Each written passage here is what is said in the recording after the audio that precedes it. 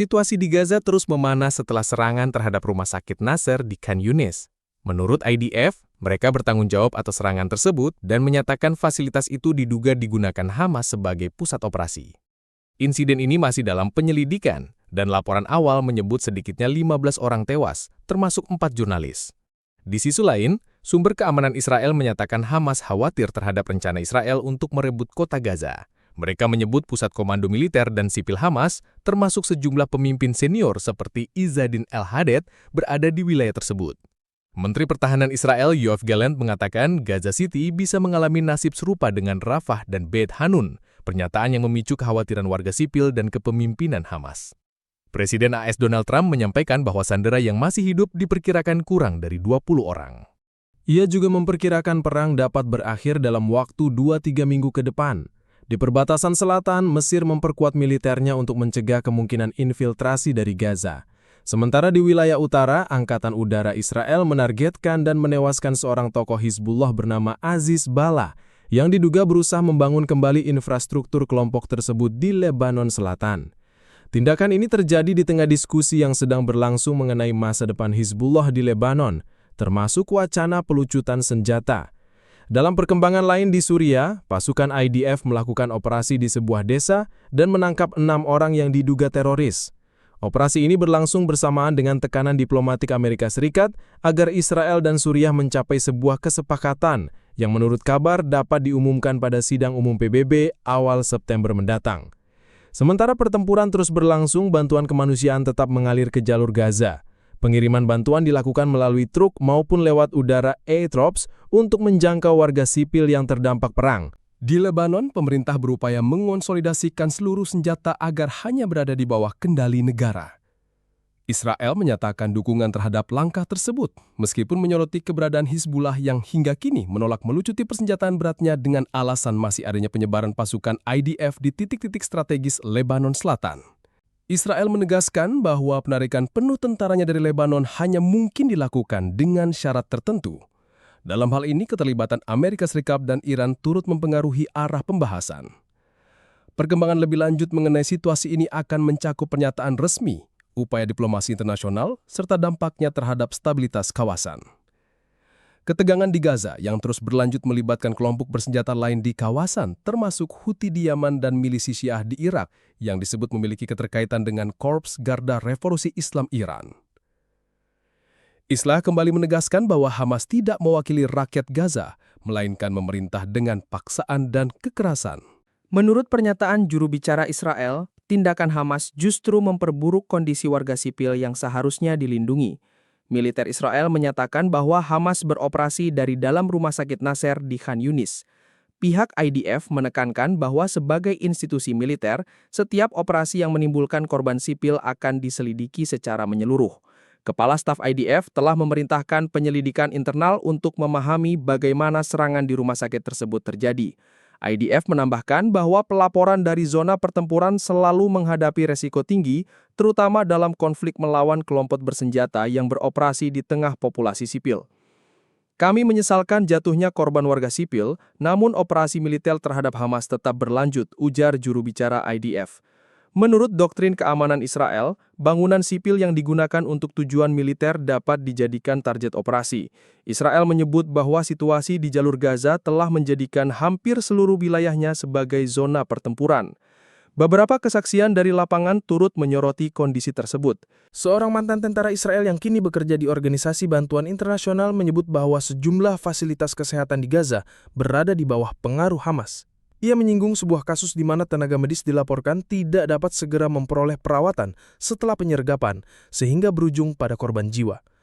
Perkembangan ini semakin menyorot Gaza City sebagai pusat konsentrasi Hamas, sekaligus menambah kekhawatiran bagi warga sipil yang masih bertahan di kota tersebut.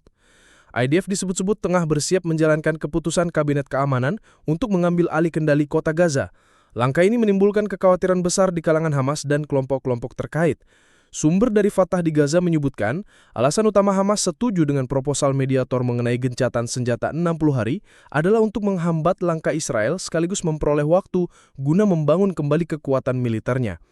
Menurut pejabat keamanan senior Israel, kota Gaza merupakan tulang punggung kehidupan di jalur Gaza. Di sanalah terkonsentrasi markas militer dan sipil Hamas, termasuk pusat komando yang saat ini dipimpin oleh Izzadin El-Hadad. Sejak IDF meluncurkan operasi Chariots of Gideon B, kekhawatiran rakyat Palestina semakin meningkat. Operasi ini diyakini berpotensi menjadi salah satu yang paling berbahaya sejak perang dimulai. Kota Gaza bukan hanya pusat politik, sosial, dan media, tetapi juga menjadi jantung budaya jalur Gaza. Namun sejak operasi darat Israel dimulai pada akhir Oktober 2023, kota ini telah mengalami kerusakan parah. Lingkungan lain mengalami kerusakan sebagian dengan dampak luas terhadap kehidupan warga. Akibat eskalasi, sebagian besar penduduk di utara jalur Gaza terpaksa melarikan diri ke pusat dan selatan. Kini, jumlah pengungsi internal diperkirakan mencapai sekitar 1 juta orang. Kesepakatan terakhir mengenai pertukaran sandera dan gencatan senjata sempat memberi harapan, memungkinkan sebagian warga kembali ke rumah mereka. Namun, ketidakpastian tetap membayangi, terutama dengan kemungkinan operasi besar IDF di kota Gaza. Banyak warga Gaza yang kembali ke rumah mereka setelah gencatan senjata justru mendapati bangunan hancur. Sebagian besar dari mereka kini terpaksa mendirikan tenda di lokasi rumah lama mereka. Hamas dikabarkan sangat khawatir bahwa IDF akan segera menghancurkan seluruh infrastruktur militernya di kota Gaza. Kekhawatiran lain muncul karena sekitar 1 juta warga sipil yang sudah menumpuk di bagian tengah dan barat kota berpotensi tidak punya lagi tempat untuk dievakuasi. Bagian utara jalur Gaza kini sudah berada di bawah kontrol penuh Israel dan dianggap sebagai kawasan militer. Bagi Hamas, ancaman terbesar adalah bila perpindahan massal warga kota Gaza kali ini dianggap final, artinya tidak ada kemungkinan bagi mereka untuk kembali lagi. Israel dinilai bisa menggunakan kondisi ini sebagai alat tawar-menawar dalam negosiasi sandera, membuka jalan pulang bagi warga hanya jika ada kesepakatan pertukaran.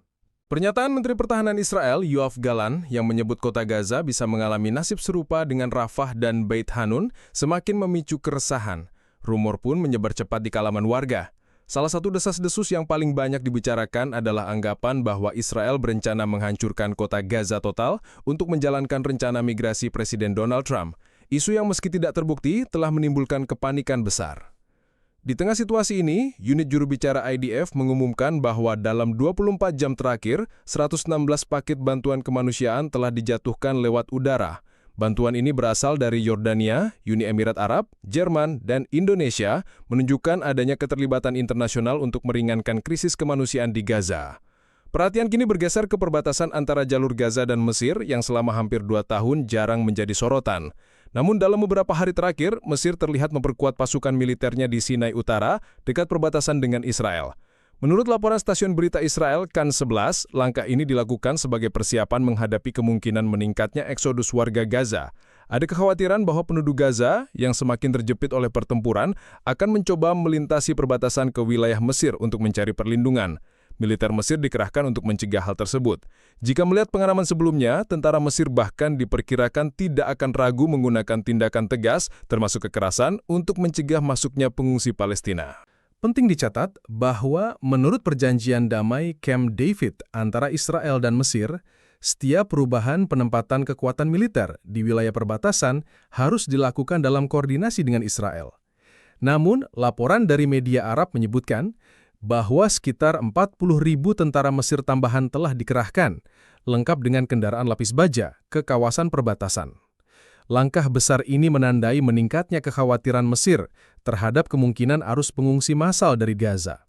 Di Washington, isu Gaza kembali mencuat dalam konferensi pers di Gedung Putih.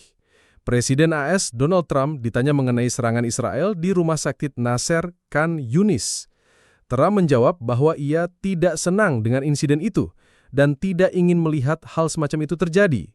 Namun ia menekankan perlunya segera mengakhiri perang yang ia sebut sebagai mimpi buruk. Trump juga kembali menyinggung soal sandera yang tersisa di Gaza, dengan menyatakan bahwa dari sekitar 20 sandera yang diyakini masih hidup, sebagian mungkin sudah tidak lagi selamat. Pernyataan ini menjadi sorotan utama terkait upaya diplomatik Amerika untuk menyelesaikan krisis sandera di Gaza. Ia menambahkan bahwa dalam 2 hingga 3 minggu ke depan, ia memperkirakan perang akan mencapai akhir yang lengkap. Trump menegaskan, "Akulah yang mengeluarkan semua sandera, jika bukan karena saya, mereka tidak akan keluar." Juga menambahkan bahwa ia mengenal keluarga para sandera dan berbicara langsung dengan mereka, menyebut mereka sebagai orang-orang yang luar biasa. Lalu bagaimana situasi di perbatasan Lebanon dan perkembangan konflik di utara, termasuk dinamika militer dan diplomatik yang terkait dengan perang di kawasan tersebut? Dalam 24 jam terakhir, pasukan IDF dilaporkan memasuki kota Tarhunjin di kaki Gunung Hermon, menggunakan sekitar 11 kendaraan militer. Operasi ini berujung pada penangkapan 6 warga Suriah. Sumber lokal menyebut terjadi baku tembak singkat antara pasukan Israel dan penduduk desa mayoritas Sunni yang mencoba menghentikan masuknya IDF. Kementerian Luar Negeri Suriah segera mengeluarkan kecaman, menyebut langkah Israel sebagai pelanggaran terang-terangan terhadap kedaulatan Suriah dan sebagai ancaman langsung terhadap keamanan serta perdamaian regional. Situasi ini masih terus dipantau untuk melihat bagaimana eskalasi akan berkembang. Sementara itu, di Lebanon, pemerintah yang diakui secara internasional tengah berusaha melucuti Hizbullah. Namun, langkah ini mendapat hambatan serius akibat dukungan besar dari Korps Garda Revolusi Islam Iran, IRGC, yang disebut terus memperkuat dan mempersenjatai Hizbullah. Menurut laporan investigasi jurnalis TBN Israel, Tom Mora, intelijen keamanan mengidentifikasi bahwa Iran telah mengalirkan lebih dari $1 miliar ke Hizbullah sejak gencatan senjata tahun lalu. Hal ini membuat organisasi itu enggan berdialog sebelum Israel sepenuhnya menarik diri dari Lebanon, menghentikan serangan, dan membebaskan tahanan mereka. Di tengah situasi ini, kantor Perdana Menteri Israel merilis pernyataan yang menyambut baik keputusan pemerintah Lebanon yang dipimpin Presiden Michel Aoun untuk melucuti senjata Hizbullah pada akhir 2025. Pernyataan tersebut menegaskan bahwa Israel siap mendukung langkah Lebanon demi tercapainya stabilitas dan keamanan bersama. Menurut Netanyahu, keputusan kabinet Lebanon adalah peluang bagi negara itu untuk memulihkan kedaulatan, memperkuat lembaga negara, dan membangun kembali tentara nasional tanpa campur tangan aktor non-negara. Israel menilai perkembangan ini sebagai momen penting yang bisa membuka jalan menuju masa depan yang lebih aman dan lebih stabil bagi kedua negara. Jika pasukan keamanan Lebanon benar-benar mengambil langkah-langkah untuk melucuti Hizbullah, Israel menyatakan siap mengambil tindakan paralel. Salah satunya adalah pengurangan bertahap kehadiran militer IDF di wilayah perbatasan yang akan dilakukan dalam koordinasi dengan Amerika Serikat. Menurut pernyataan resmi, momen ini dianggap sebagai kesempatan bagi Israel dan Lebanon untuk bergerak maju dalam kerjasama, dengan tujuan bersama, pelucutan senjata, stabilitas, dan kemakmuran kedua negara. Dalam beberapa hari terakhir, media Lebanon El Jadid melaporkan bahwa Israel telah menyetujui secara prinsip beberapa poin penting. Penghentian bertahap serangan udara dan pembunuhan target, penarikan pasukan dari sebagian wilayah yang saat ini diduduki, serta pembahasan mengenai pembebasan tahanan asal Lebanon. Jika Anda menyukai pembahasan ini, jangan lupa aktifkan notifikasi agar tidak ketinggalan video terbaru kami. Terima kasih telah menonton, sampai jumpa lagi.